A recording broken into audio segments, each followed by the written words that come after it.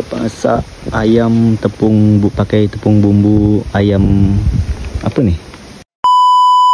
Apa khabar kak semua? Semoga sihat-sihat selalu ya. Sekarang ni kami nak masak ayam goreng tepung. Jadi sekarang kami lagi berada di gugusan Bukit Permata, Desa Wisata Panggak Darat. Tahu kan Panggak Darat di mana? Kalau tak tahu, biar kami kasih tahu kak. Panggak Darat ni terletak di Kecamatan Lingga, Kabupaten Lingga, Provinsi Kepulauan Riau. Tapi nantilah kami jelaskan lebih jauh. Sekarang jom ikut kami masak dulu ya. Yang ikat tengok ni adalah ayam goreng tepung dengan menggunakan bumbu ala Korea.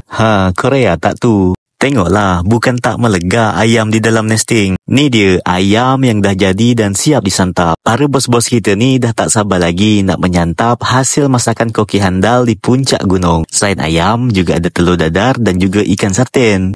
Kawan seorang tu apa pula kerjanya?